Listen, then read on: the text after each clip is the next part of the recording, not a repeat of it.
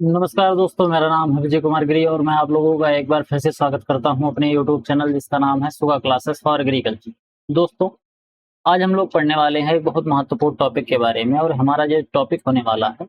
आज हमारा ये टॉपिक होने वाला है सॉइल साइंस का एमसीक्यू का दूसरा लेक्चर, जिसमें अपन लोग क्या पढ़ने वाले हैं, जिसमें अपन लोग लगभग 50 इंपॉर्टेंट फैक्ट्स के बारे में यहाँ पर डिटेल में जानकारी प्राप्त करेंगे। क्वेश्चन तो यहाँ पर बेटा केवल और केवल 20 क्वेश्चन होने वाले हैं, लेकिन मैं आपको यहाँ पर जितनी जानकारी दूंगा वो 50-60 क्वेश्चन से भी ज्यादा जानकारी आपको यहाँ पर मिल जाएगी। मैं आप लोगों को पढ़ाना शुरू करूं उससे पहले मैं आप लोगों को बता देता हूं कि मैंने आप लोगों के लिए एक बहुत ही अच्छा कोर्स लॉन्च कर रखा है। कोर्स का नाम है अल्टीमेट एग्रीकल्चर कोर्स। इस कोर्स के बारे में अगर हम बात करें बेटा, तो इस कोर्स के अंदर यहाँ पर दिए गए जो सभी सब्जेक्ट्स हैं, ये सभी सब्जेक्ट आपको बिल्कुल बेसिक से लेकर एडवांस लेवल तक आपको विधिवत तरीके से पढ़ाया जाएगा। और इसके अलावा यहाँ पर बेटा जो कुछ भी आप लोगों को पढ़ाया जाएगा उसका आपको पीडीएफ नोट्स भी दिया जाएगा। और ये जो पीडीएफ नोट्स मिलेगा ये हिंदी और अंग्रेजी दोनों भाषाओं में मिलेगा। तो अगर आप इसको परचेज करना चाहते हो तो इस क्यूआर कोड को स्कैन करके मात्र 1000 रुपए का पेमेंट करके आप इसको खरीद सकते हो। बाकी अगर कोर्स से रिलेटेड कोई अधिक जानकारी चाहिए तो मेरा व्हाट्सएप नंबर है 9792771793। मेरे इस व्हाट्सएप नंबर से आप संपर्क करके कोर्स से रिलेटेड जो भी आपको जानकारी प्राप्त करनी है वो सभी जानकारी आप यहाँ से प्राप्त कर सकते हो। चलिए आगे बढ़ते हैं बेटा, देखते हैं सबसे पहला क्वेश्चन क्या है। सबसे पहला क्वेश्चन यहाँ पर कह रहा है कि according to the ISSS classification. ISSS classification का क्या मतलब होता है? इसका सीधा सीधा मतलब होता है international society of soil science. International society of soil science के क्लासिफिकेशन के आधार पर कह रहा है कि what is the specific diameter range of final sand particle. कह रहा है कि ISSS वर्गीकरण के अनुसार महीन बालू के कणों की विशिष्ट व्यास सीमा क्या होती है। इसको तो बच्चा बच्चा जानता होगा। जब हम बात कर रहे होते हैं बेटा ISSS क्लासिफिकेशन की, तो इसमें जो सॉइल के पार्टिकल्स होते हैं, जो सॉइल का डायमीटर होता है कि कितना बड़ा बड़ा पार्टिकल है, तो उसको कई भागों में बांटा गया है। एक एक करके हम पढ़ लेते हैं। सबसे पहला तो होता है बेटा, अगर 2 मिलीमीटर से ज्यादा बड़े डायमीटर का है, अगर कोई सॉइल पार्टिकल जो 2 मिलीमीटर से ज्यादा बड़ा सा पार्टिकल है, यानी सबसे बड़ा अगर पार्टिकल है, तो उसको हम क्या बोलते हैं बेटा? उसको हम बोलते हैं ग्रेवल। क्या कहते हैं उसको? उसको हम ग्रेवल बोलते हैं। वहीं अगर हम बात करते हैं 1 डेसिमल और आगे बढ़ा देंगे, यानी कि यहाँ पर 2 था, अब 0.2 कर देंगे, तो कहाँ से करेंगे? 2 से 2.2। देखो इसको लिखते कैसे हैं, कई बार बच्चे इसको लिखने में भी कंफ्यूज हो जाते हैं। मैं इसको पहले आपको लिखना सिखा देता हूँ। मोर देन 2 लिखोगे, ठीक। अब ये वाला जो 2 है इसको यहाँ लिख दोगे, ये वाला 2 जो था यहाँ लिख दिया हमने। अब इसके बाद क्या कर दिया, यहाँ पर हमने इसको एक अंक 1 डेसिमल और खिसका दिया, ठीक, डेसिमल लगा दिया। अब ये वाला जो आया इसको हमने यहाँ लिख दिया 0.2 को, फिर यहाँ क्या कर दिया 0.02 लिख दिया, फिर इसको हम यहाँ लिख देंगे 0.02 और फिर क्या करेंगे, इसको हम यहाँ पर 0.02 इस तरीके से लिख देंगे। यानी कि हर बार एक एक डेसिमल हम खिसकाते जाएंगे।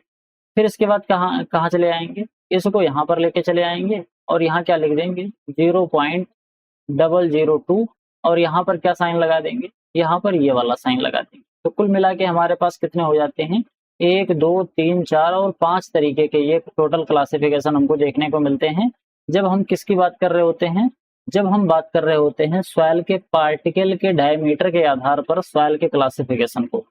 तो सबसे पहले हम देख लेते हैं बेटा कि ये जो 2 मिलीमीटर से ज्यादा बड़ा होता है इसको हम क्या कहते हैं, इसको हम बोलते हैं ग्रेवल। क्या कहते हैं इसको? इसको हम बोलते हैं बेटा ग्रेवल।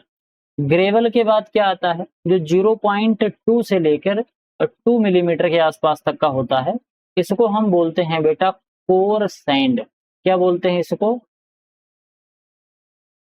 कोर्स सैंड बोलते हैं। इसके अलावा फिर इसको क्या बोलते हैं, इसको हम बेटा बोलते हैं फाइन सैंड। क्या बोलते हैं इसको? इसको हम फाइन सैंड बोलते हैं। और फाइन सैंड के बाद क्या आता है, फाइन सैंड के बाद आता है सिल्ट, और सिल्ट के बाद क्या आता है, क्ले आता है। तो यहाँ पर हमसे क्वेश्चन क्या पूछा जा रहा था, यहाँ पर क्वेश्चन पूछा जा रहा है कि फाइन सैंड पार्टिकल जो होता है उनका डायमीटर कितना होता है। तो अब आप लोगों को पता चल गया होगा कि जो फाइन सैंड पार्टिकल होता है उनका डायमीटर 0.02 से लेके 0.2 मिलीमीटर तक होता है, यानी कि ऑप्शन नंबर जो सी है वो बिल्कुल राइट ऑप्शन हो गया। समझ गए बेटा, यहाँ तक किसी को कोई कंफ्यूजन? आगे बढ़ते हैं, अगला क्वेश्चन देख लेते हैं। अगला क्वेश्चन क्या कह रहा है? कह रहा है कि given below are two statements, one level as assertion and other level as reason. एक असर्शन दिया गया है और एक रीजन दिया गया है, दोनों को पढ़ते हैं और पढ़ के बताते हैं कि आखिर कौन सा ऑप्शन सही हो सकता है। तो सबसे पहले बेटा क्या दिया गया है? कह रहा है कि soil structure can be altered by agronomic practices like ploughing, liming and manuring. बिल्कुल सही बात है। जो सॉइल का स्ट्रक्चर होता है जिसको हम क्या कहते हैं, जिसको कहते हैं मृदा संरचना। मृदा संरचना, कल मैंने एक क्वेश्चन पूछा था तो मैंने उसमें बोलते बोलते मैंने बताया था कि जो सॉइल स्ट्रक्चर होता है उसको हम टिलेज के द्वारा बदल सकते हैं। जब हम टिलेज करते हैं तो सॉइल का स्ट्रक्चर बदलता है। इसके अलावा हम जब उसमें लाइम डालते हैं तो भी बदलता है, मैन्योर डालते हैं तो भी बदलता है। तो इस तरीके से हम सॉइल के स्ट्रक्चर को बदल लेते हैं, वो टेम्परेरी होता है, सॉइल का स्ट्रक्चर बदलता रहता है बार बार। तो ये बात क्या है? ये बात बिल्कुल सही है, इसमें तो कोई समस्या वाली बात ही नहीं। इसके अलावा रीजन क्या कह रहा है? कह रहा है कि soil texture is a fundamental properties that refers to the physical shape of soil particles and can not be change. अब बहुत बच्चे इसको पढ़ेंगे और ध्यान से पढ़ेंगे तो उनके दिमाग में बस केवल इतना होता है कि सॉइल टेक्सचर जो होता है वो फंडामेंटल प्रॉपर्टीज होता है जिसको हम कभी भी चेंज नहीं कर सकते। तो इतना वो पढ़ेंगे और कहेंगे ये बात बिल्कुल सही है, इसमें कोई संशय वाली बात ही नहीं है। लेकिन ये बीच में ये जो कहानी लिखी है कि ये physical shape of soil particle, बेटा ये फिजिकल शेप ऑफ जो सॉइल पार्टिकल होता है ये तो सॉइल स्ट्रक्चर का बात होता है। Physical shape of soil particle किस में हम देखते हैं? इसको हम देखते हैं सॉइल पार्टिकल, सॉइल स्ट्रक्चर में देखते हैं। किस में देखते हैं? सॉइल स्ट्रक्चर में देखते हैं। फिर सवाल ये उठता है कि सॉइल टेक्सचर में हम क्या देखते हैं? तो याद रखना कि जो सॉइल टेक्सचर होता है, सॉइल टेक्सचर, सॉइल टेक्सचर में क्या देखते हैं? यहां पर हम देखते हैं ratio of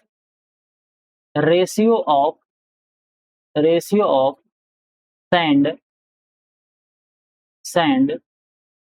silt and clay. Sand, silt और क्ले कितने कितने रेशियो में है उसको हम सॉइल टेक्सचर में देखते हैं। जबकि सॉइल स्ट्रक्चर में हम क्या देखते हैं? सॉइल के पार्टिकल का फिजिकल शेप किस तरीके से है इसको हम देखते हैं। समझ गए? तो रीजन तो हमारा बेटा हो जाएगा सही, लेकिन जो असर्शन तो सही हो जाएगा लेकिन रीजन जो हो जाएगा वो गलत हो जाएगा। समझ में आई बात कैसे क्या हो रहा था, कहाँ गलत हो रहा था? तो इसीलिए हम क्या करेंगे, असर्शन तो सही है लेकिन रीजन हो जाएगा गलत, यानी कि ऑप्शन नंबर सी हमारा राइट आंसर हो जाएगा। यहाँ पर किसी को कोई कंफ्यूजन? समझ गए बेटा यहाँ तक? अगला क्वेश्चन देख लेते हैं क्या कह रहा है। Consider the following statement regarding soil density. कह रहा है सॉइल डेंसिटी से रिलेटेड यहाँ पर कुछ चीजें दी गई हैं, हमको उसको पढ़ना है और पढ़ के पता लगाना है कि आखिर इनमें से गलत बात कौन सी कही जा रही है। बहुत ही आसान सा है, देखते हैं एक एक करके पढ़ते हैं। इसमें आपको ध्यान रखना है कि सॉइल की डेंसिटी से रिलेटेड जो चीज दी गई होगी केवल उसी को हम सही मानेंगे और इसके अलावा अगर कुछ और होगा तो उसको हम सही नहीं मानेंगे। तो इस चीज को ध्यान देना, क्योंकि बहुत बार ऐसे गड़बड़ हो जाता है, पूछा कुछ और जा रहा होता है और गलती से हम कुछ और कर देते हैं। समझ पा रहे हो? तो देखते हैं क्या कह रहा है। कह रहा है कि the bulk density is generally half of particle density. कह रहा है कि स्थूल घनत्व जो होता है वो आमतौर पर कण घनत्व का आधा होता है। तो आप लोगों को पता ही होगा कि जो पार्टिकल डेंसिटी होती है वो 2.65 ग्राम पर क्यूबिक सेंटीमीटर होती है। कितनी होती है? 2.65 ग्राम पर क्यूबिक सेंटीमीटर। और जो बल्क डेंसिटी होती है ये कितनी होती है? ये बेटा 1.33 ग्राम पर क्यूबिक सेंटीमीटर, या फिर सेंटीमीटर क्यूब भी बोल सकते हो, कोई दिक्कत वाली बात नहीं है। तो अगर इन दोनों को देखोगे तो लगभग लगभग ये आधा होता है। तो बल्क डेंसिटी आधी होती है किसकी? पार्टिकल डेंसिटी की। यानी कि ये बात बिल्कुल सही है, इसमें कोई संशय वाली बात ही नहीं है। जो पार्टिकल डेंसिटी होता है इसी को हम एक्चुअल डेंसिटी ऑफ सॉइल बोलते हैं। इसको एक्चुअल डेंसिटी ऑफ सॉइल क्यों बोलते हैं? क्योंकि इसके अंदर केवल और केवल मिट्टी की ही डेंसिटी लिखी होती है। लेकिन जो बल्क डेंसिटी होती है ये एक्चुअल डेंसिटी ऑफ सॉइल नहीं होती। क्यों? क्योंकि जो बेटा बल्क डेंसिटी होती है, बल्क डेंसिटी में सॉइल की डेंसिटी के साथ साथ इसका जो पोर स्पेस होता है ना, इसके अंदर की जो खाली जगह होती है मिट्टी के, उसको भी इंक्लूड किया गया रहता है। इसी वजह से बल्क डेंसिटी को हम एक्चुअल डेंसिटी नहीं बोलते हैं, पार्टिकल डेंसिटी को एक्चुअल डेंसिटी बोलते हैं। समझ गए? तो ये पहला स्टेटमेंट तो बिल्कुल सही है। दूसरा क्या कह रहा है कि sandy soil have lower bulk density compare to clay soil. कह रहा है कि जो सैंडी सॉइल होती है, इसके Sandy soil have lower bulk density, जो सैंडी सॉइल होती है इसकी जो बल्क डेंसिटी होती है वो कम होती है कंपेयर टू क्ले सॉइल। अब इसको समझना बेटा, ये बात गलत हो जाएगी। कैसे गलत हो जाएगी? यहाँ पर कह रहा है कि सैंडी सॉइल जो होता है इसकी बल्क डेंसिटी लोअर होती है अगर हम किसकी बात करें, क्ले सॉइल से। अब इसको समझना बेटा, बल्क डेंसिटी में जब हम बात कर रहे होते हैं तो यहाँ पर जो रिक्त स्थान है जिसके अंदर हवा भरी हुई है वो भी इसके अंदर इंक्लूड होता है। अब आप सोचना थोड़ा सा, मैं थोड़ा सा यहाँ पर एक स्ट्रक्चर बना रहा हूँ, थोड़ा सा इमेजिन करना। ये क्या है बेटा? यहाँ पर इस तरीके से जो है, मान लेते हैं ये क्या है, ये सैंड की बल्क डेंसिटी है। क्या है ये सैंड है, क्योंकि सैंड के पार्टिकल थोड़े बड़े बड़े होते हैं। एक मैं और बना रहा हूं कुछ इस तरीके से, कुछ इस तरह से मैं बना रहा हूं। अब इसको ध्यान से देखना। अब आप बताओ बेटा, जैसे यहाँ पर ये जो खाली जगह है ना, इस जगह को अगर आप देखोगे तो यहाँ पर ये खाली जगह है, ये खाली जगह है, ये खाली जगह है, इस तरीके से यहाँ पर ये खाली जगह है। और यहाँ पर जब देखोगे तो यहाँ पर बहुत छोटी छोटी खाली खाली जगह है। तो यहाँ पर जो एक एक पोर होते हैं वो बड़े बड़े होते हैं। तो यहाँ पर अगर कोई पूछे तो सैंडी सॉइल का पोर स्पेस बड़ा बड़ा सा होता है। समझ रहे हो? जो सैंडी सॉइल होती है इसका पोर स्पेस बड़ा बड़ा होता है। मतलब जैसे होगा, मान लो यहाँ 10 ही पोर स्पेस होगा, लेकिन वो 10 बड़े बड़े होंगे। लेकिन जो क्ले सॉइल होती है इनके अंदर जो पोर स्पेस होता है वो बहुत छोटा छोटा महीन महीन सा होता है। और बहुत छोटा छोटा होने के साथ साथ यहाँ पर बहुत ढेर सारे भी होते हैं। तो छोटा छोटा होगा और ढेर सारा होगा। तो वैसे अगर हम सिंगल सिंगल बात करें, जैसे एक तो होता है बड़ा बड़ा लड्डू, एक होता है छोटे छोटे ढेर सारे लड्डू। तो जो सैंडी सॉइल होती है इसके अंदर तो बड़ा बड़ा पोर स्पेस पाया जाता है, और जो क्ले सॉइल होती है इसके अंदर छोटा छोटा पोर स्पेस पाया जाता है। लेकिन अगर ओवरऑल पोर स्पेस हम बात करें कि हाँ कितना स्पेस मिल रहा है ओवरऑल, तो ओवरऑल जो पोर स्पेस होता है वो क्ले सॉइल के अंदर ज्यादा हो जाता है। क्यों? क्योंकि यहाँ पर छोटे छोटे पोर स्पेस ढेर सारे होते हैं, और ढेर सारा जो स्पेस एरिया कवर करते हैं, तो उस एरिया को अगर एक साथ जोड़ लिया जाए तो भले वो थोड़े थोड़े होंगे लेकिन ढेर सारे हो जाते हैं, और कुल मिला के वो ज्यादा स्पेस बना लेते हैं।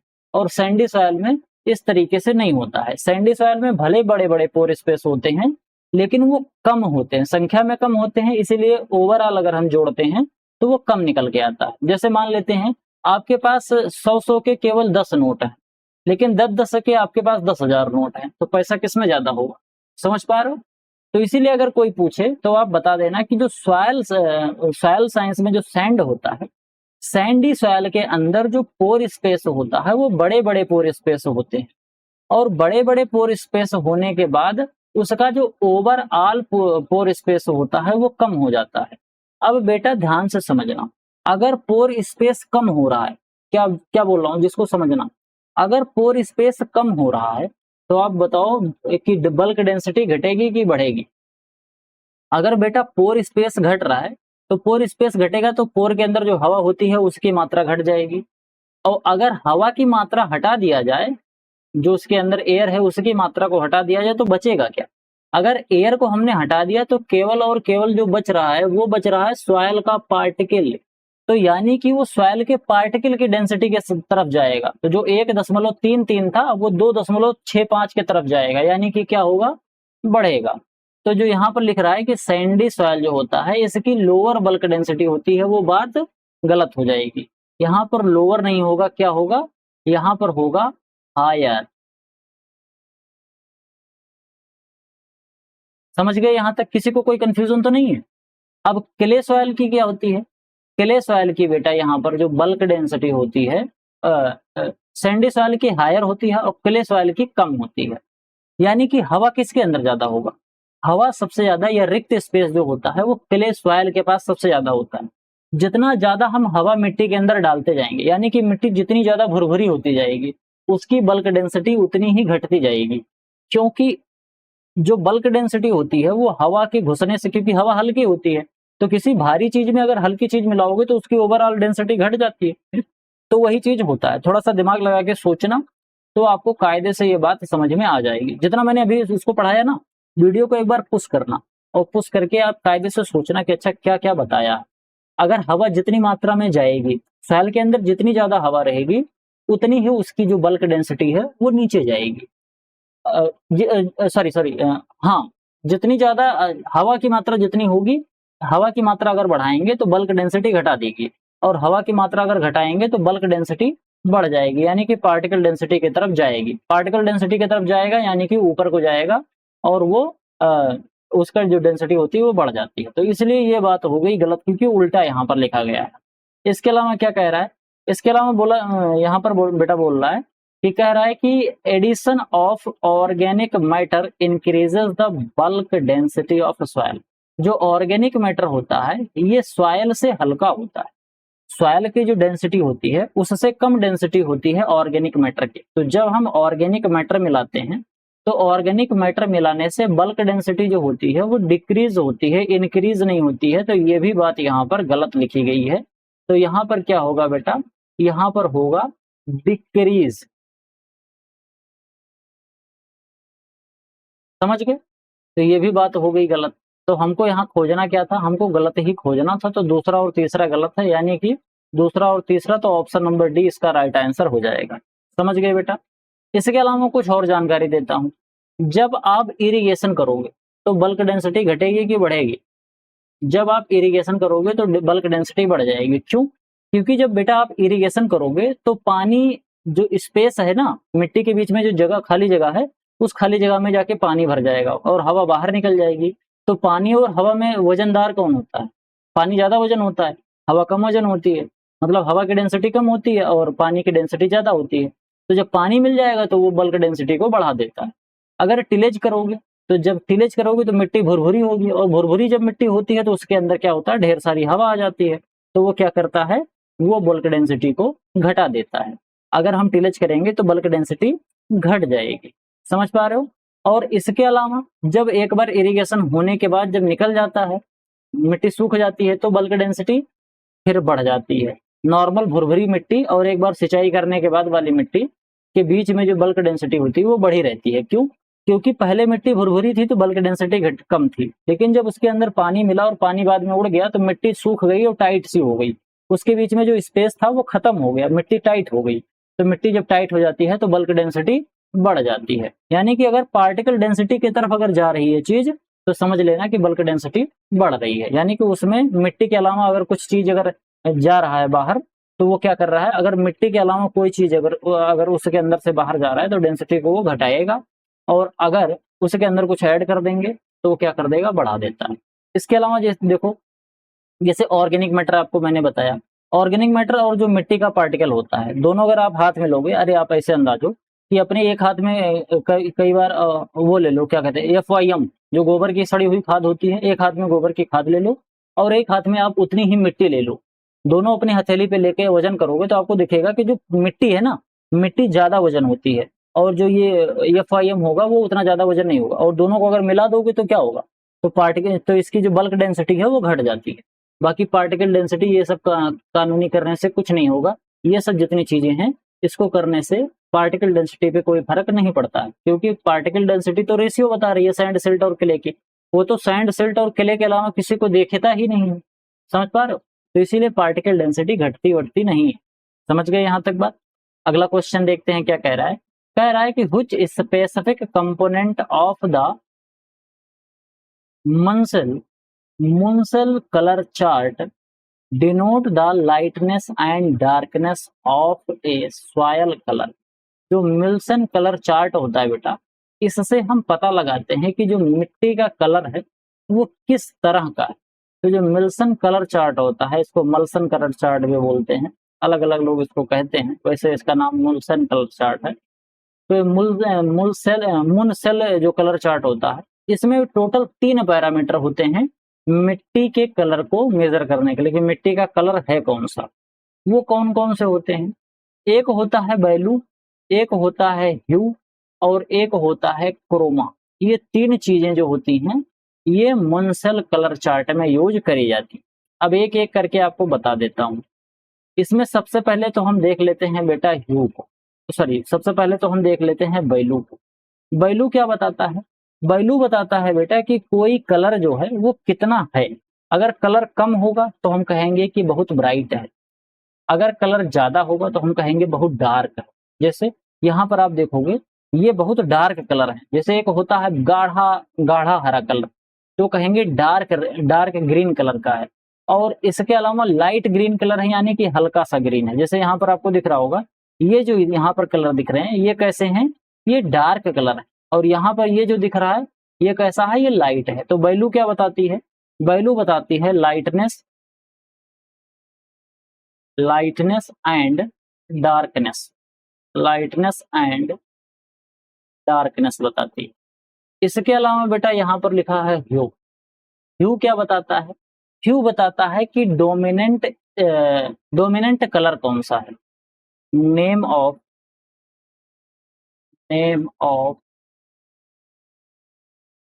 Dominant colour. डोमिनेंट कलर कौन कौन से? जैसे कि वो बताएगा कि अगर येलो है या रेड है या फिर ब्लू है या फिर ब्राउन। ये red blue yellow red blue and brown, ये यार टोटल 4 कलर यहाँ पर ये बताता है। Red green red yellow, red yellow blue brown and green, ये 4 कलर यहाँ पर आपको इस तरीके से दिख रहे हो। तो इसे देखोगे तो ढेर सारे कलर हैं, लेकिन मेनली ये आपको 4 कलर देखने को मिलते हैं। कौन कौन से? येलो होता है, रेड होता है, ब्लू होता है और इसके अलावा ब्राउन होता है। समझ गए? तो यहाँ पर आपको ये 4 कलर दिखाई देते हैं। अब ये 4 कलर कौन बताता है? ह्यू बताता है। और क्रोमा क्या बताता है?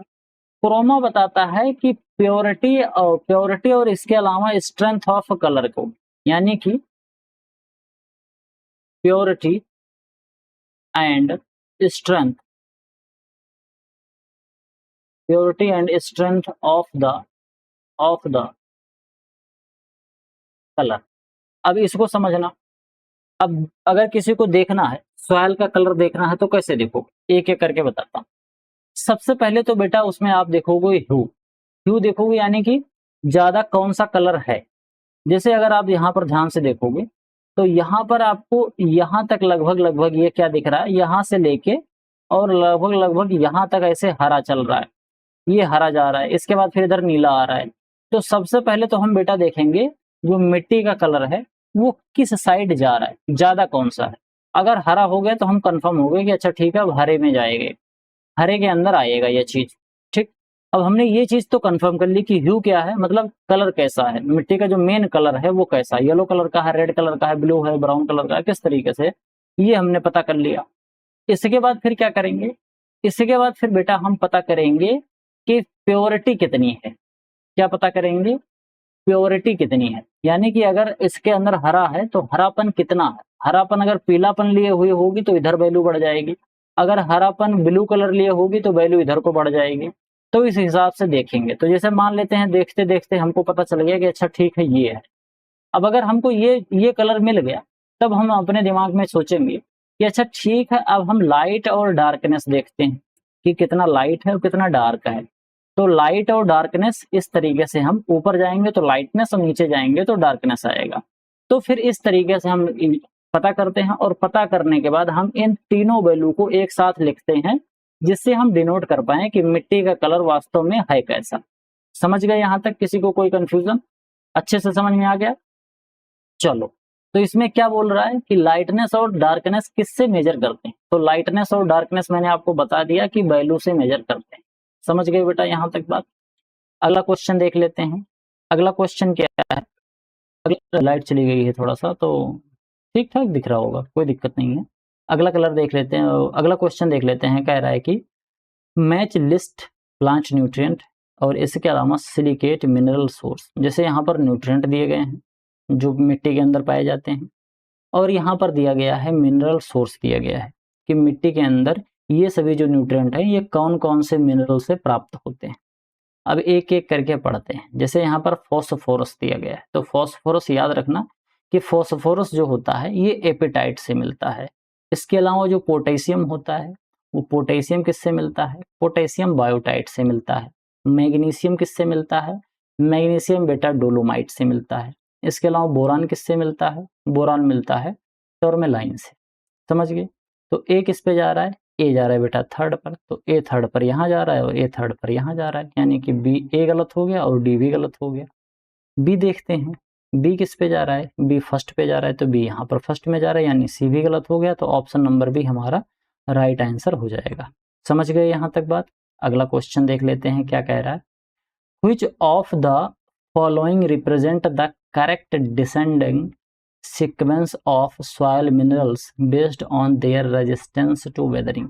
जब वेदरिंग होती है, वेदरिंग का मतलब समझते हो? वेदरिंग का मतलब होता है अपक्षय।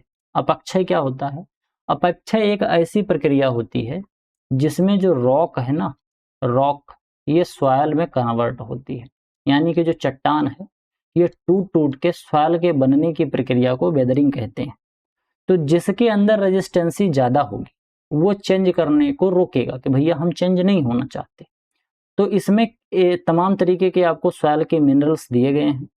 आपको इसमें से ध्यान से देख के बताना है कि ये डिसेंडिंग ऑर्डर में हमको लगाना है वेदरिंग सीक्वेंस में, यानी कि सबसे ज़्यादा जो रेजिस्टेंस होगा उसको हम सबसे पहले रखेंगे और जो सबसे लास्ट में होगा उसको हम कैसे रखेंगे?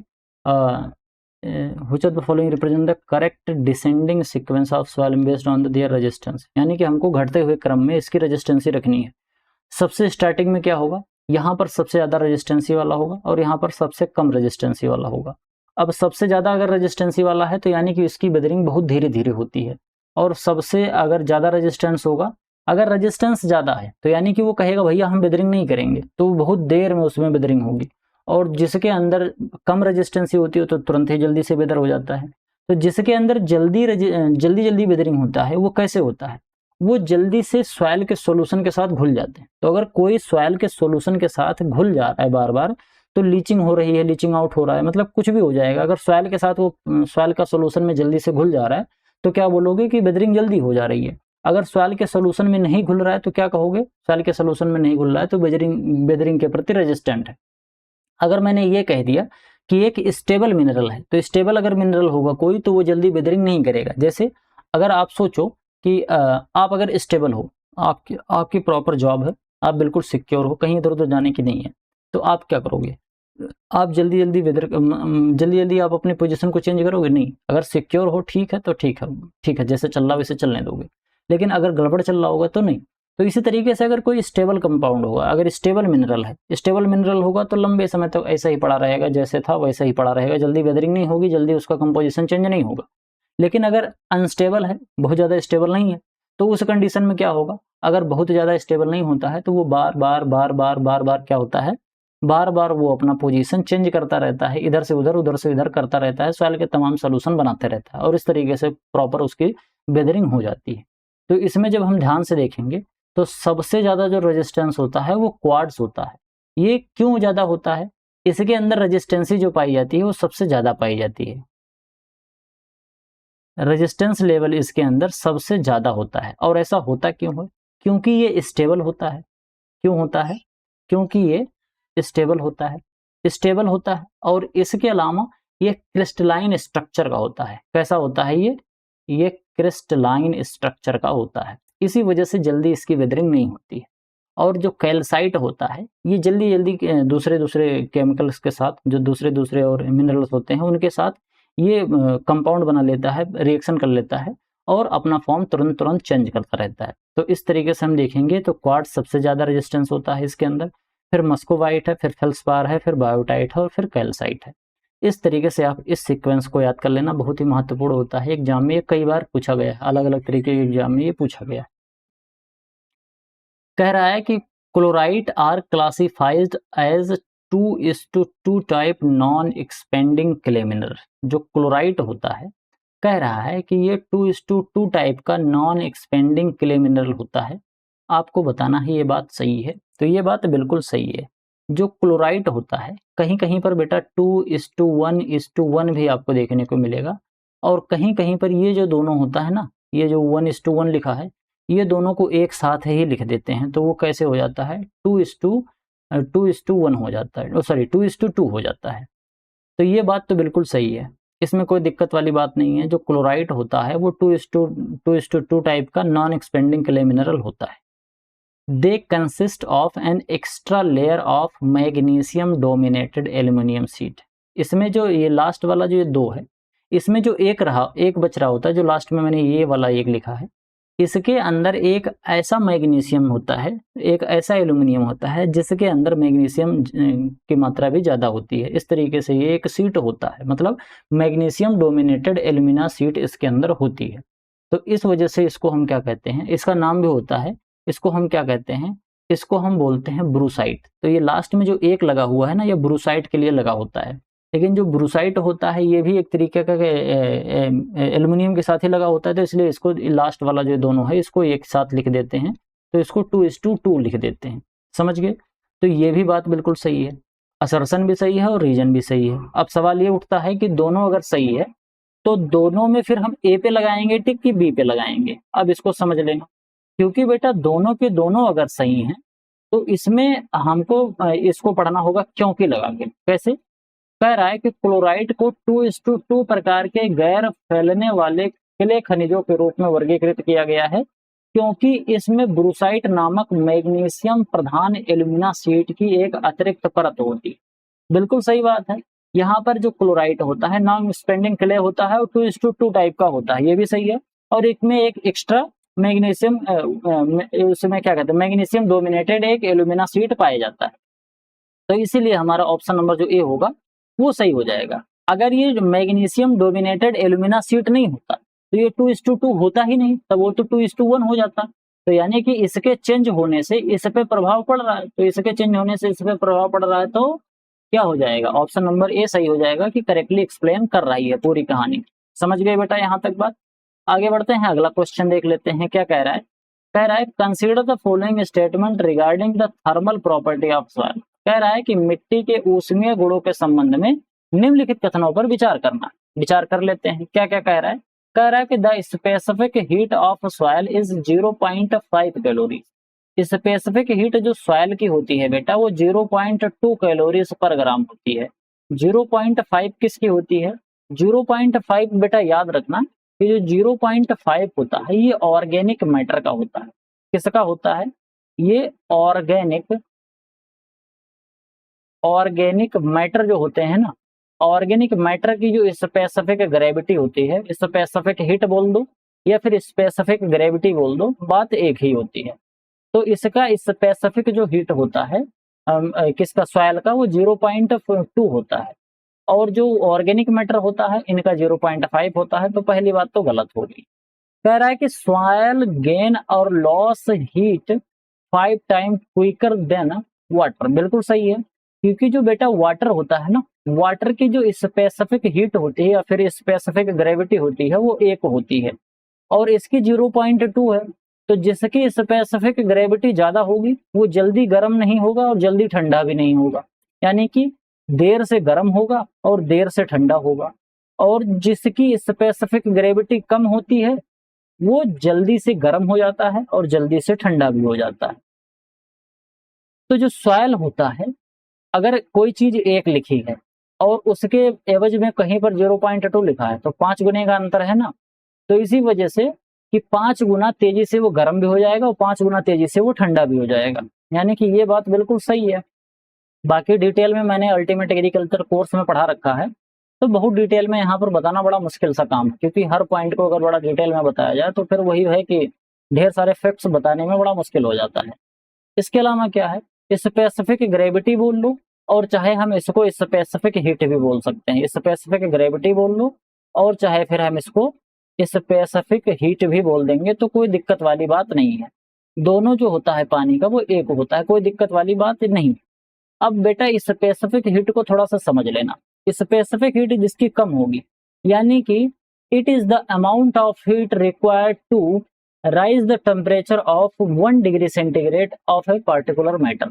ध्यान से समझना कि कितने कैलोरी ऊष्मा की जरूरत होती है 1 ग्राम मिट्टी के टेम्परेचर को 1 डिग्री सेंटीग्रेड बढ़ाने के लिए। जैसे हमारे पास 1 ग्राम मिट्टी है, कितनी, मात्र हमारे पास 1 ग्राम मिट्टी है, और इस समय जो मिट्टी का टेम्परेचर है वो 5 डिग्री सेंटीग्रेड है। 1 ग्राम मिट्टी है और मिट्टी का टेम्परेचर 5 डिग्री सेंटीग्रेड है। अगर इस पे मैंने 0.2 कैलोरी ऊष्मा दे दी तो उससे उसका जो टेम्परेचर जो 5 था वो बढ़ के 6 हो जाएगा। समझ गए? वहीं पर हमको अगर पानी का यही टेम्परेचर है, अगर पानी है उसका 5 डिग्री सेंटीग्रेड टेम्परेचर है और 1 ग्राम पानी है, वैसे लीटर में मेजर किया जाता है लेकिन मान लो 1 ग्राम पानी है समझने के लिए, तो 1 ग्राम पानी है, 5 डिग्री सेंटीग्रेड टेम्परेचर है, उसको 6 डिग्री सेंटीग्रेड टेम्परेचर पर पहुंचाने के लिए हमको 1 कैलोरी ऊष्मा की जरूरत पड़ती है। अब 1 कैलोरी ऊष्मा की जरूरत पड़ती है तो 1 कैलोरी ऊष्मा हम या तो आंच तेज कर देंगे, लपट तेज कर देंगे अब गैस की, तो तेजी से गर्म हो जाएगा। अगर वही स्पीड से हम उसको ऊष्मा दे रहे हैं तो क्योंकि उसको पूरा 1 कैलोरी ऊष्मा चाहिए तो देर से मिलेगी ना, कहाँ 0.2 ऊष्मा केवल चाहिए थी, थोड़ी सी ऊष्मा चाहिए थी, जल्दी गर्म हो जा रहा था, और यहाँ पर ज्यादा ऊष्मा चाहिए। तो इसीलिए आप लोगों ने देखा होगा कि अगर हमको पॉपकॉर्न बनाना होता है ना, तो पॉपकॉर्न बनाने के लिए बालू का इस्तेमाल किया जाता है। आप लोगों ने जो लैया खाई होगी ना, झालमुड़ी, बिहार में बड़ा फेमस हुआ था वो झालमुड़ी। तो बेटा ये जो झालमुड़ी होता है ना, ये जो झालमुड़ी होता है, झालमुड़ी की जब हम बात कर रहे होते हैं तो झालमुड़ी जो बनाई जाती है ना, झालमुड़ी है या फिर आपने मूंगफली भूनते हुए देखा होगा, तो वो बालू में भूनते हैं। आपने कभी ऐसा सोचा कि ऐसा पानी में नहीं क्यों भूनते? क्यों? क्योंकि पानी में भूनेंगे तो पहली बात तो उबल जाएगी, वो भुनाएगी नहीं, क्योंकि पानी मॉइस्चर कंटेंट भी होता है। तो वो अगर मान लो उबलेगी भी तो बड़ा उसमें टाइम लगता है, उतने हीट तक जाएगा नहीं, क्योंकि 10 से ऊपर तो पानी जाएगा ही नहीं, कितना भी उसको, सॉरी 100 से ऊपर तो जाएगा ही नहीं। इसीलिए चीजों को भूनने के लिए हम बालू का इस्तेमाल करते हैं। समझ गए? तो ये बात हमारी क्या हो जाएगी, स्पेसिफिक हीट जो होती है वो पानी की 1 होती है, इसमें कोई समस्या वाली बात नहीं है। तो 1 तो गलत हो गया, दूसरा और तीसरा सही है। हमको खोजना क्या था, हमको ट्रू खोजना था, यानी कि second and third option number C right answer हो जाएगा। अगला देख लेते हैं, अगला क्वेश्चन क्या कह रहा है। अगला क्वेश्चन बोल रहा है, यहाँ पर सॉइल ऑर्डर दिया गया है और उनके फीचर्स दिए गए हैं। वर्टिसॉल सॉइल ऑर्डर जो होता है, वर्टिसॉल सॉइल ऑर्डर में बेटा बिलोंग करता है जो ब्लैक कॉटन सॉइल होती है ना, ये वर्टिसॉल सॉइल ऑर्डर से बिलोंग करता है। ये जब dark swelling clay developing deep crack when dry, मतलब ये डार्क स्वेलिंग क्ले होती है, मतलब काले कलर की होती है मिट्टी, और इसके अंदर क्ले मात्रा ज्यादा होती है। जब ये सूखती है तो बहुत ज्यादा क्रैक पड़ जाता है, और जब गीली होती है तो फैलती है, मतलब ये फैलना और सिकुड़ना मांट मोरिलोनाइट और वर्मोकुलाइट इसके अंदर पाया जाता है। तो ये वर्टिसॉल सॉइल ऑर्डर होता है। V for V and B, Bihar में चाहे आप वी बोल लो और चाहे बी बोल लो, इस तरीके, जैसे मेरा नाम विजय कुमार है लेकिन ज्यादातर लोग विजय कुमार बोलते हैं, वो बस वाला बा बना देते हैं, वाह नहीं बोलते वो बा, वो तो इस तरीके से होता है। तो वी फॉर वाह, बी फॉर बा, तो याद रखना है कि बी से बी और बी से ब्लैक, ठीक, वर्टिसॉल और ब्लैक, ठीक। इसके अलावा क्या है, इसके अलावा अगला है बेटा हिस्टीसॉल्स। तो जो हिस्टीसॉल्स होता है ये ऑर्गेनिक सॉइल के लिए इस्तेमाल किया जाता है। ऑर्गेनिक सॉइल यहाँ पर लिखा है, ऑर्गेनिक सॉइल जिसके अंदर 20% से ज्यादा ऑर्गेनिक मैटर होता है। इसके अलावा क्या है, ऑक्सीसॉल्स है। तो ऑक्सीसॉल्स जो होता है बेटा वो हाईली वेदर्ड सॉइल होती है। हाईली वेदर्ड सॉइल यहाँ पर आपको ये दिख रहा है, ट्रॉपिकल रीजन में आपको देखने को ये मिलता है। इसके अलावा क्या है, इसके अलावा स्पोडोसॉल्स है। तो स्पोडोसॉल्स जो होता है, ये स्पोडोसॉल जो होता है ये सब सॉइल कॉम्बिनेशन ऑफ सिस्किक ऑक्साइड, बोले तो यहाँ पर आयरन और एल्यूमिनियम के ऑक्साइड की बात हो रही है, और ह्यूमस, इन तीनों का जहाँ एक्यूमुलेशन होता है, यानी कि सिस्क्यू ऑक्साइड जहाँ पर आएगा। सिस्क्यू ऑक्साइड का क्या मतलब होता है, एल्यूमिनियम और आयरन के जो ऑक्साइड्स होते हैं वो जहाँ पर जाके एक्यूमुलेट होते हैं, और ह्यूमस जाके एक्यूमुलेट जहाँ पर होता है वहां पर स्पोडोसॉल बनता है। तो ए किस पे जा रहा है, ए थर्ड पर जा रहा है, ए थर्ड पर यहाँ जा रहा है और ए थर्ड पर यहाँ जा रहा है, यानी कि सी गलत हो गया और ए भी गलत हो गया। बी किस पे जा रहा है, बी फोर्थ पे जा रहा है, बी फोर्थ पर यहाँ जा रहा है, बी फोर्थ पे यहाँ सेकंड पे जा रहा था, गलत हो गया, यानी कि ऑप्शन नंबर जो डी है वो बिल्कुल राइट ऑप्शन हो जाएगा। समझ गए बेटा? अगला क्वेश्चन देख लेते हैं। अगला क्वेश्चन क्या है? हाँ चलो अगला क्वेश्चन देखते हैं। अगला क्वेश्चन क्या है? अगला क्वेश्चन नंबर 10 कह रहा है which of the following pair regarding major soils of India and their characteristics is incorrectly match। कह रहा है कि भारत के प्रमुख मिट्टियों और उनकी विशेषताओं के संबंध में निम्नलिखित में से कौन सा जोड़ा गलत तरीके से सुमेलित है। यहाँ पर दिया गया है red soil, black soil, laterite soil और एलुवियल सॉइल। रेड सॉइल के बारे में क्या कहानी कह रहा है? रेड सॉइल के बारे में कह रहा है कि हाईली फॉस्फोरस फिक्सेशन कैपेसिटी, बिल्कुल सही है। इसके अंदर फॉस्फोरस की फिक्सेशन कैपेसिटी काफी ज्यादा होती है रेड सॉइल में। Due to montmorillonite clay. Montmorillonite clay तो बेटा ब्लैक सॉइल में पाया जाता है। यहाँ पर कॉलिनाइट क्ले होना चाहिए। कौन सा क्ले होना चाहिए? यहाँ पर होना चाहिए कॉलिनाइट क्ले। समझ गए? ब्लैक सॉइल की बात कर रहा है, जनरली पुअर इन नाइट्रोजन, बिल्कुल सही है। फॉस्फोरस में भी पुअर होता है और ऑर्गेनिक मैटर में भी पुअर होता है। बहुत लोग समझते हैं कि ब्लैक सॉइल जो है तो ब्लैक कलर इसका ऑर्गेनिक मैटर अधिक होने की वजह से होता है। ऐसा नहीं होता, ब्लैक कलर इसका क्ले की वजह से होता है। अधिकतर जो क्ले होते हैं वो ब्लैक कलर के होते हैं। तो ऑर्गेनिक मैटर इसके अंदर भी कम होता है, फॉस्फोरस भी कम होगा, नाइट्रोजन भी कम होगा और ऑर्गेनिक मैटर भी कम होता है। पोटेशियम इसके अंदर ब्लैक सॉइल के अंदर ज्यादा पाई जाती है। समझ गए? इसके अलावा बात करते हैं किसकी? तो ये बात जो कही जा रही है वो बी बिल्कुल सही है। हमको इनकरेक्टली मैच खोजना था। इनकरेक्टली मैच तो यहाँ पर ए ही मिल गया ना, पहले ही भी मिल गया। इसके अलावा क्या है? Laterite soil. लेटराइट सॉइल जो होता है वो under condition of heavy rainfall and high temperature. ये ज्यादा रेनफॉल और हाई टेम्परेचर वाला जो एरिया होता है वहां पर ये बनता है, जिसको हम लेटराइट सॉइल बोलते हैं। तो ये भी बात बिल्कुल सही है। इसके अलावा एलुवियल सॉइल जो होता है ये एजोनल सॉइल लेकिन डिस्टिंक्ट होराइजन। एलुवियल सॉइल में सॉइल प्रोफाइल वाले जो होराइजन होते हैं ना, सॉइल प्रोफाइल नहीं पाई जाती। एग्जाम में यह भी क्वेश्चन पूछा जाता है कि ऐसे कौन से सॉइल प्रोफाइल है जिसमें डिस्टिंक्ट होराइजन नहीं पाए जाएंगे। ओ, ए, बी, सी इस तरीके से होराइजन नहीं होते हैं। ऊपर से नीचे तक एक ही जैसी कहीं पर कुछ भी मिट्टी हो जाएगी, हम पता नहीं कर पाएंगे कि सॉइल प्रोफाइल में ये होराइजन खत्म हो रहा है, ये हो रहा है। एलुवियल सॉइल में ऐसा नहीं हो पाता। क्यों नहीं हो पाता? क्योंकि एलुवियल सॉइल जो होती है वो अधिकतर नदियों के किनारे वाली मिट्टी होती है। तो नदियां जैसे जैसे पानी को बहा बहा के लाती हैं, अपने साथ मिट्टी लाती हैं और किनारे किनारे वो अच्छेपित कर देती हैं, उसको ला ला के किनारे किनारे इकट्ठा कर देती हैं। तो इससे कोई सॉइल प्रोफाइल बन नहीं पाती है। यहाँ तक की कहानी समझ में आई? अगला देख लेते हैं क्या कह रहा है। कह रहा है कि what is the optimal range of redox potential recorded for a well desert soil, well drained soil, यानी कि अच्छी जल निकासी वाली मिट्टी के लिए रेडॉक्स विभव का इष्टतम सीमा क्या दर्ज की गई है। तो पहले तो हम रेडॉक्स पोटेंशियल समझ लेते हैं। रेडॉक्स पोटेंशियल क्या होता है? It is the capacity of oxidation and reduction, यानी कि पोटेंशियली इसके अंदर कितना ऑक्सीडेशन हो सकता है और कितना रिडक्शन हो सकता है, इसी को बोला जाता है रेडॉक्स पोटेंशियल। तो यहाँ पर कह रहा है कि ऑप्टिमम अगर कोई एक सॉइल है जिसके अंदर प्रॉपर तरीके से जल निकासी की व्यवस्था है तो उसके अंदर ऑक्सीडेशन और रिडक्शन की जो प्रक्रिया है वो ज्यादा होगी। अब इसको ध्यान से समझना बेटा। ऑक्सीडेशन कब होगा? जब पौधे को ऑक्सीजन मिलेगा, जब मिट्टी में ऑक्सीजन रहेगा तभी तो ऑक्सीडेशन होगा। बिना ऑक्सीजन के ऑक्सीडेशन हो ही नहीं सकता।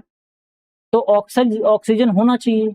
और मैंने आप लोगों को कई बार बताया है कि अगर बाढ़ वाली स्थिति हो जाती है, अगर खेत में पानी भरा रहता है तो मिट्टी के अंदर जितना भी ऑक्सीजन है, जितनी भी हवा है, वो सब निकल जाती है और उसकी पूरी जगह ले लेता है पानी, यानी कि मिट्टी में किसी भी तरीके का कोई हवा नहीं पाई जाएगी।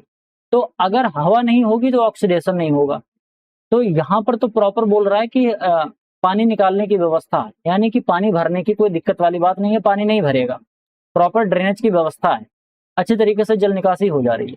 तो अगर जल निकासी हो जाएगी तो यानी कि पानी नहीं रहेगा, और जब पानी नहीं रहेगा तो हवा रहेगी, कंफर्म है ना। और हवा रहेगी तो ऑक्सीजन अपने आप रहेगा। तो अगर हवा ऑक्सीजन रहेगा तो रेडॉक्स पोटेंशियल को क्या करेगा? बढ़ा देगा। तो रेडॉक्स पोटेंशियल बढ़ जाएगा और बढ़ के 400 से 700 हो जाता है। समझ गए?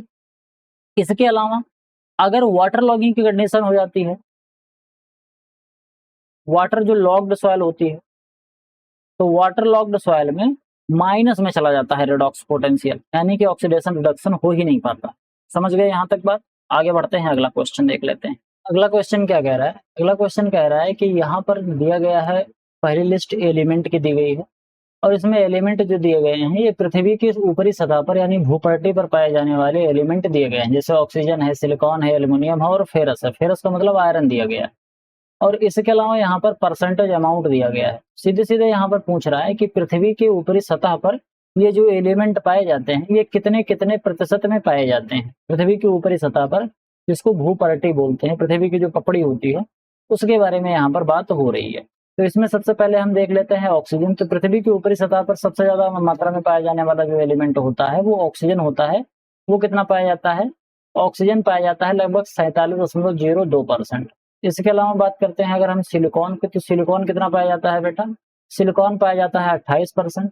एल्यूमिनियम लगभग 8.16% पाया जाता है और आयरन जो होता है वो 2.46% के आसपास पाया जाता है।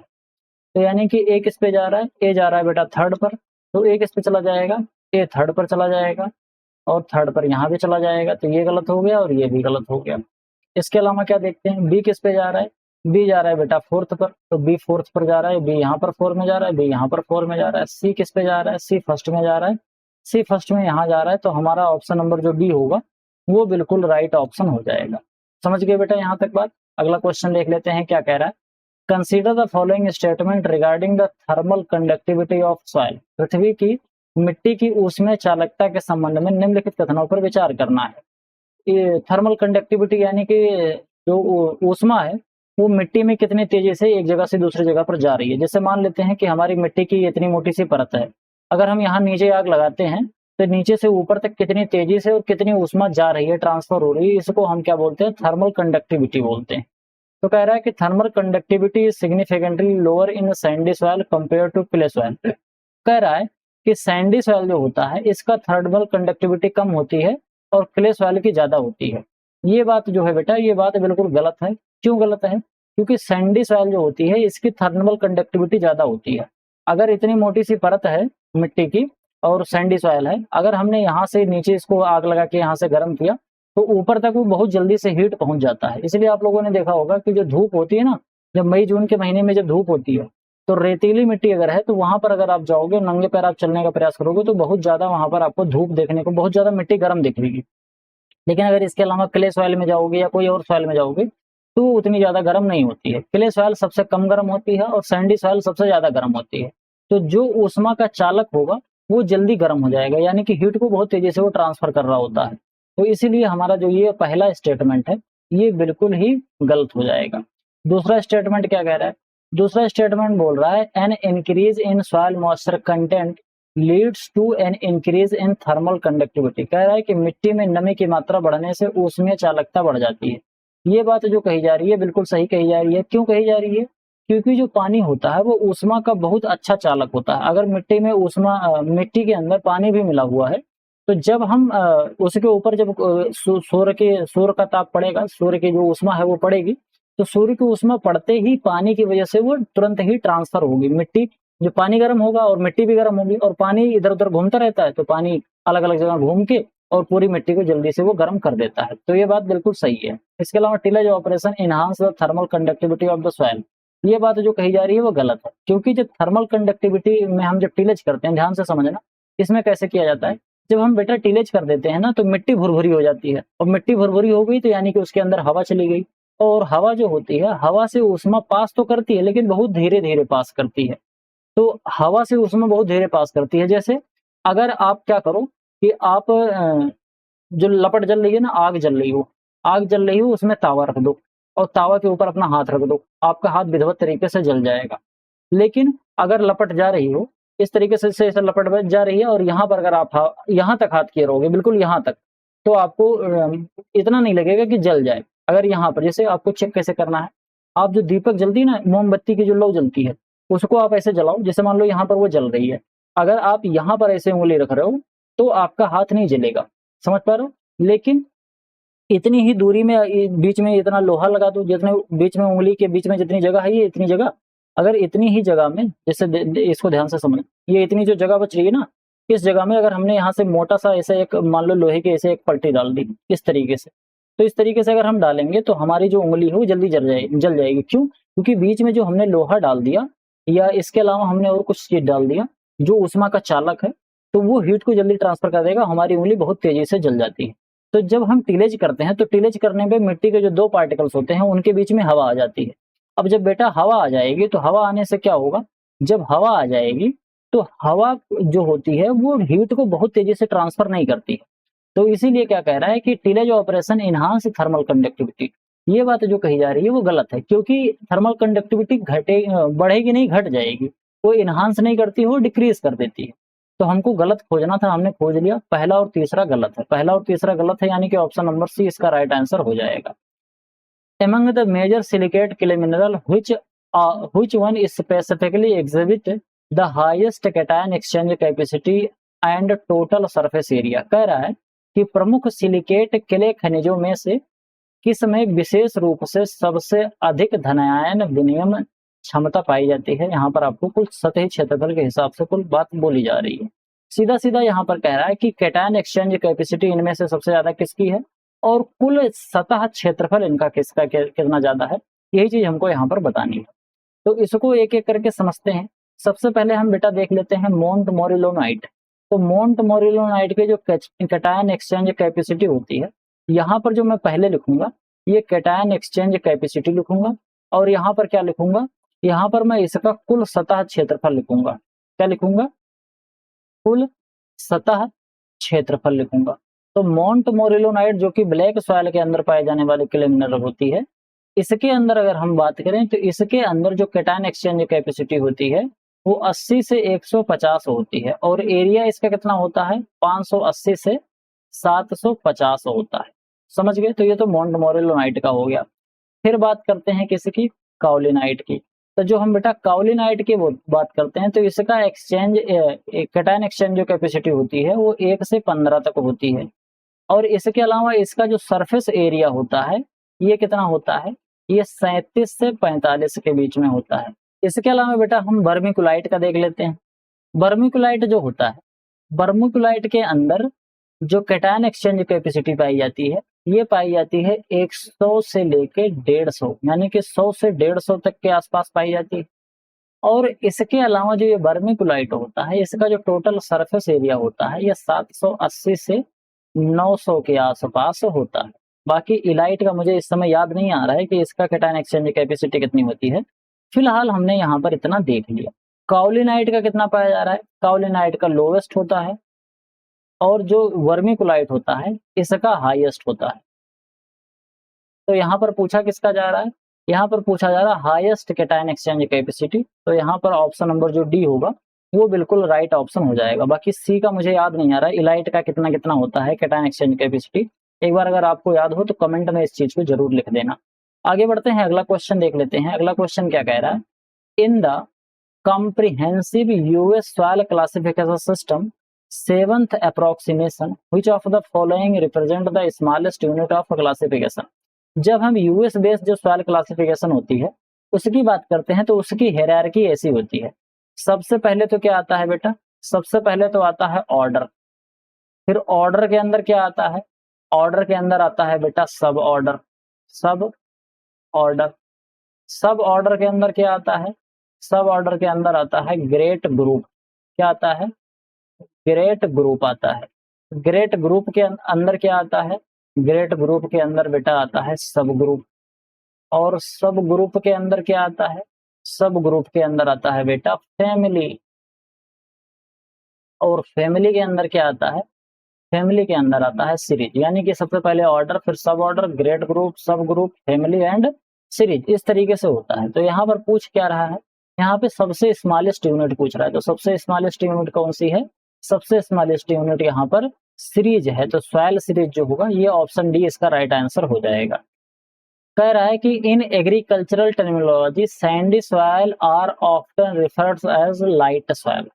यहाँ पर बेटा जो लाइट सॉइल या फिर हैवी सॉइल होता है इसका मतलब आप समझ लेना। यहाँ पर जो लाइट सॉइल होती है, लाइट सॉइल, और इसके अलावा जो यहाँ पर हैवी सॉइल होती है, इन दोनों का सबसे पहले हम मतलब समझ लेते हैं। इसका मतलब क्या होता है, इसका मतलब होता है डिग्री ऑफ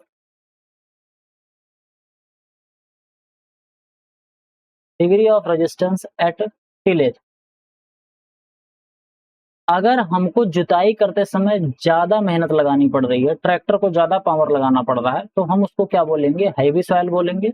अगर कम मेहनत लगानी पड़ रही है तो उसको हम लाइट सॉइल बोलते हैं। जैसे अगर हमारी काली मिट्टी है और बिल्कुल सूखी हुई मिट्टी है, अगर उसमें आपको फावड़ा चलाने को दे दिया जाए कि कुदाल चलाओ, तो आप थक जाओगे क्योंकि बहुत मेहनत करनी पड़ेगी।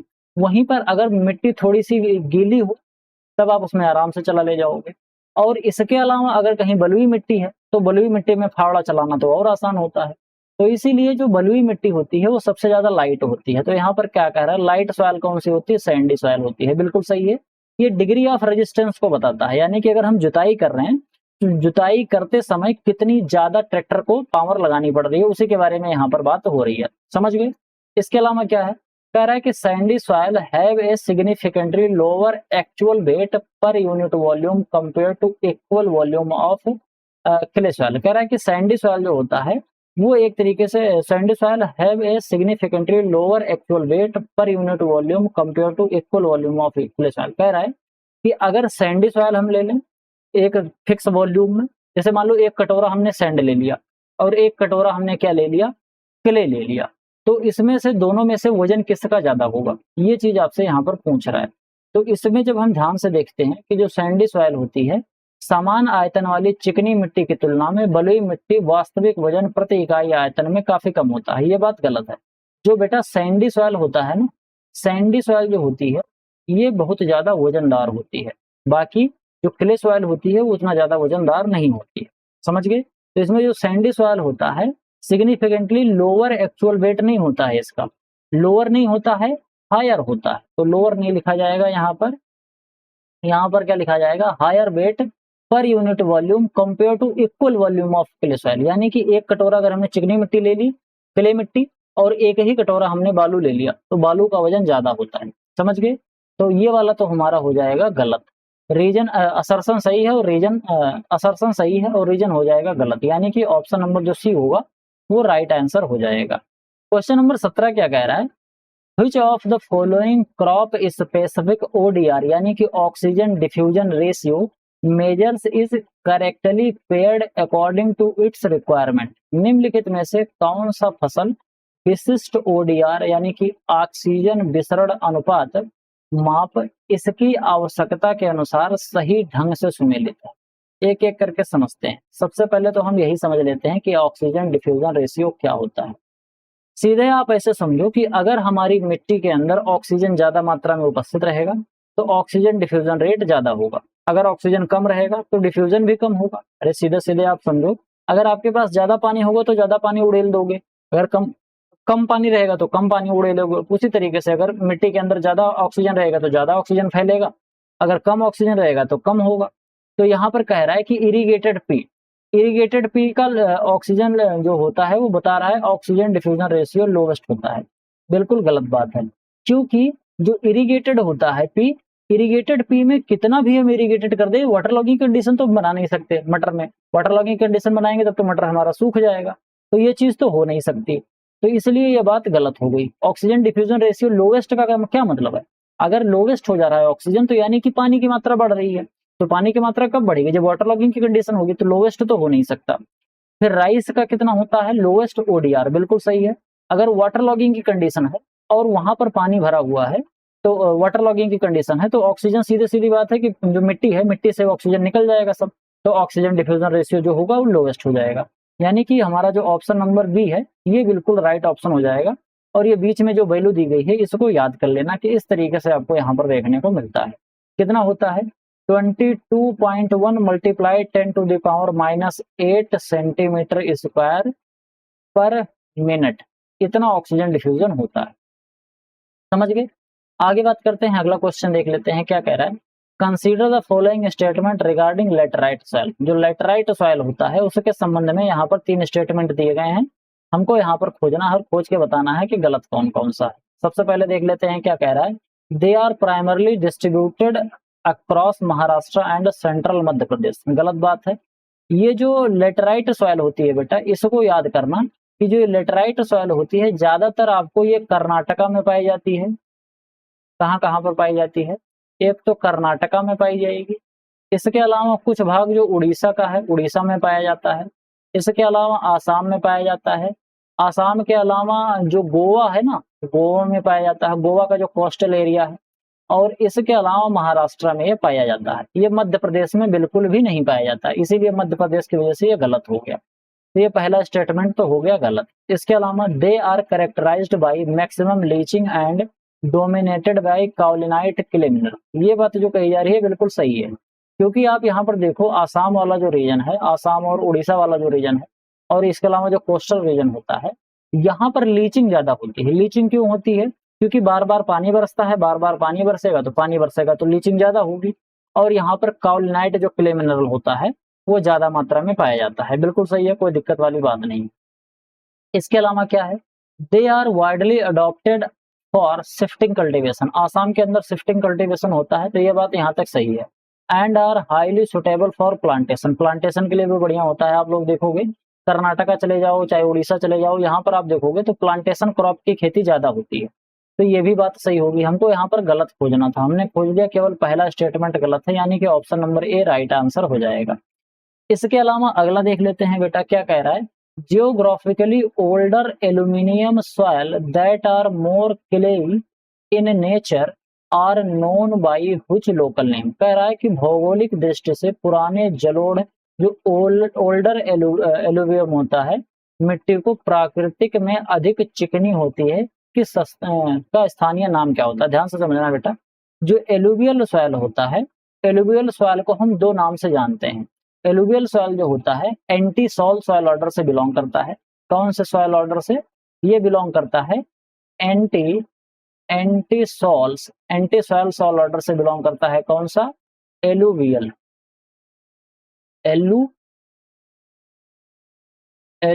सॉइल। ठीक, तो ये जो एलुवियल सॉइल होती है एंटी सॉल ऑर्डर से बिलोंग करता है। और इसके अंदर दो तरीके की मिट्टी पाई जाती है, एक तो खादर मिट्टी होती है और एक बांगर मिट्टी होती है। तो जो ये बांगर मिट्टी होती है ये पुरानी होती है और इसके अंदर क्ले ज्यादा पाया जाता है। और जो खादर वाली सॉइल होती है ये नई मिट्टी होती है और इसके अंदर सैंडी मात्रा ज्यादा होती है। समझ गए? फर्टिलिटी की बात करते हैं तो जो खादर होता है ये ज्यादा फर्टाइल होता है, ये ज्यादा फर्टाइल होता है और ये कम फर्टाइल होता है। समझ गए? तो यहाँ पर आपको पूछा क्या जा रहा है, जो ओल्डर एलुवियल सॉइल होता है तो ओल्डर एलुवियल सॉइल को हम क्या बोलते हैं? बांगर बोलते हैं। इसके अलावा जो रेगुर लिखा है, रेगुर हम किसको कहते हैं? जो ब्लैक कॉटन सॉइल होती है ना, black cotton soil, black cotton soil का स्थानीय नाम, जो इसका स्थानीय नाम होता है उसको क्या कहते हैं? उसको हम रेगुर बोलते हैं। समझ गए? इसके अलावा बेटा अगला क्वेश्चन देख लेते हैं, क्या कह रहा है, कुछ स्पेसिफिक शेप। यहाँ पर एक ऊसर लिखा है। ऊसर एक प्रॉब्लमेटिक टाइप की सॉइल होती है। प्रॉब्लमेटिक सॉइल समझते हो? मतलब जिसके अंदर कोई समस्या होती है, ऊसरीली भूमि होती है। समझ गए? इसके अलावा प्रॉब्लमेटिक सॉइल आगे जब आएगा मैं उससे रिलेटेड क्वेश्चन पढ़ाऊंगा तो वहां पर आपको फिलहाल बता दूंगा। आगे बढ़ते हैं, 20वां क्वेश्चन देख लेते हैं, क्या कह रहा है, which specific shape of soil structure is consider the most suitable for the cultivation of crop due to its porous nature. कह रहा है कि मिट्टी की संरचना का कौन सा विशिष्ट आकार उसकी अपनी छिद्रपूर्ण प्रकृति के कारण फसलों की खेती के लिए सबसे उपयुक्त माना जाता है? प्लेटी, प्रिज्मी, क्रम्ब या फिर ब्लॉकी। याद रखना कि एग्रीकल्चर पॉइंट ऑफ व्यू से जो क्रम्ब स्ट्रक्चर होता है ये सबसे बढ़िया माना जाता है। क्रम्बी स्ट्रक्चर कैसा होता है? क्रम्बी स्ट्रक्चर कुछ इस तरीके का स्ट्रक्चर होता है। प्लेटी स्ट्रक्चर की बात करते हैं तो प्लेटी स्ट्रक्चर बेटा कुछ इस तरीके का स्ट्रक्चर होता है। बाकी अगर हम ब्लॉकी स्ट्रक्चर की बात करें तो ब्लॉकी स्ट्रक्चर कुछ इस तरीके का स्ट्रक्चर होता है। इस तरीके का समथिंग समथिंग सा स्ट्रक्चर होता है। समझ गए? बाकी प्रिज्मीय स्ट्रक्चर इस तरीके से होता है। इस तरीके का कुछ प्रिज्मीय स्ट्रक्चर आपको देखने को मिलता है। समझ गए? इस तरीके का कुछ स्ट्रक्चर उसका होता है। प्रिज्म आप समझते हो, जैसे षटकोण आकार का, त्रिभुजाकार, इस तरीके से वो क्रिस्टल टाइप में इसे पड़ा रहता है तो उसको हम क्या कहते हैं? प्रिज्मीय स्ट्रक्चर। अब आप समझना कि ये सबसे ज्यादा अच्छा क्यों होता है, जो क्रम्ब लाइक स्ट्रक्चर होता है ये सबसे बढ़िया क्यों होता है? मान लो कि आपने यहाँ पर पौधा लगाया, अब पौधा अगर ग्रो होना चाहता है तो उसका जो रूट है वो पेनिट्रेट करेगी, मिट्टी के अंदर जाएगी। तो मिट्टी के अंदर जाने के लिए बेटा अगर यहाँ पर मिट्टी में जाएगी तो ये जो ब्लॉकी स्ट्रक्चर है ये तो फंसा देगा, जो यहाँ पर ब्लॉकी स्ट्रक्चर है ये तो फंसा देगा। तो मिट्टी इसके ब्लॉक को तोड़ के थोड़ी अंदर चली जाएगी, और प्लेटी स्ट्रक्चर होगा तो इसको भी प्लेट के अंदर छेद करके थोड़ी जा पाएगी, और प्रिज्म में भी इधर उधर यहाँ पे फंस जाएगी प्रॉपर तरीके से। लेकिन ये क्रम्ब स्ट्रक्चर जो होता है, ये क्रम्ब स्ट्रक्चर में क्या होता है कि अगर रूट को मान लो पेनिट्रेट करना है, तो अगर मान लो ये बीच में आया इतना, तो अगल बगल से थोड़ी सी जड़ जो होती है थोड़ा बहुत मूव कर सकते हैं, थोड़ा बहुत मूव करके ऐसा ऐसा करके वो निकल आती है। लेकिन इसमें ज्यादा मूवमेंट करना पड़ता है जड़ को, इसलिए यहाँ पर रूट की ग्रोथ बहुत अच्छे से हो नहीं पाती। और जो क्रम्ब स्ट्रक्चर होता है यहाँ पर रूट की ग्रोथ अच्छे तरीके से होती है। तो यानी कि हमारा ऑप्शन नंबर जो सी है ये बिल्कुल राइट ऑप्शन इसका हो जाएगा। समझ गए यहाँ तक बात? तो हमारे बेटा 20 के 20 क्वेश्चन खत्म हुए। आई होप आपको वीडियो पसंद आया होगा। वीडियो पसंद आया हो तो वीडियो को लाइक करिए, चैनल को सब्सक्राइब कीजिए, दोस्तों के साथ शेयर कीजिए। आपके जो सुझाव हैं कमेंट बॉक्स में जरूर लिखिए। इसके अलावा अगर आप हमारा अल्टीमेट एग्रीकल्चर का कोर्स परचेज करना चाहते हैं तो वीडियो के डिस्क्रिप्शन में आपको एक वीडियो दी गई है, इसी वीडियो के डिस्क्रिप्शन में चेक करोगे, वहां पर आपको वीडियो दी गई है। उस वीडियो को प्रॉपर तरीके से देख के अल्टीमेट एग्रीकल्चर कोर्स से रिलेटेड जो भी आपको जानकारी प्राप्त करनी है वो सभी जानकारी वहां से आप प्राप्त कर सकते हो, और अपनी तैयारी को एक बेसिक से लेके एडवांस लेवल तक विधिवत तरीके से कर सकते हो। जैसे एजीटीए का तो एग्जाम 2 महीने में है, तो उसका तो रिवीजन आपको विधिवत तरीके से करते रहना है। लेकिन शुगर केन सुपरवाइजर की जो एग्जाम होने वाला है वो थोड़ा सा लेट में होगा। और इसके अलावा अगर और भी तमाम जो एग्जाम आते हैं, क्योंकि ऐसा तो है नहीं कि बस केवल एक ही एग्जाम, बस इसी के अलावा और कोई नहीं, अगर ये नहीं होगा तो फिर हम प्राइवेट जॉब या खेती करेंगे, ऐसा तो है नहीं। अगर बेसिक से बिल्कुल विधिवत तरीके से आप तैयारी करना चाहते हो तो अल्टीमेट एग्रीकल्चर कोर्स रामबाण है। विधिवत तरीके से पढ़ाया गया है, उसमें ढेर सारा है, मतलब सिलेबस थोड़ा लंबा है, आपको कम से कम 6 महीने डेडिकेशन के साथ देना पड़ेगा। लेकिन ये मेरी गारंटी है कि अगर एक बार आपने अच्छे से पढ़ लिया तो फिर कोई भी एग्जाम हो, केवल जो जेआरएफ सॉरी जो एसआरएफ होता है और जेआरएफ जो स्पेशलाइज्ड सब्जेक्ट का होता है, केवल अगर उसको छोड़ दिया जाए तो चाहे आईएएस के लिए तैयारी कर रहे हो या फिर पीसीएस के लिए तैयारी कर रहे हो या फिर एग्रीकल्चर के और भी अदर स्टेट के या सेंट्रल गवर्नमेंट की जितनी भी वैकेंसी आती है उनकी तैयारी कर रहे हो, तो आपके लिए जो अल्टीमेट एग्रीकल्चर कोर्स है वो रामबाण हो जाएगा। बिल्कुल अच्छे तरीके से एकदम विधिवत तरीके से क्रिस्टल क्लियर करा दिया जाएगा। If you want you can purchase it and make your study one step ahead to your friends. मिलते हैं दूसरी वीडियो में, तब तक के लिए इजाजत दीजिए। धन्यवाद।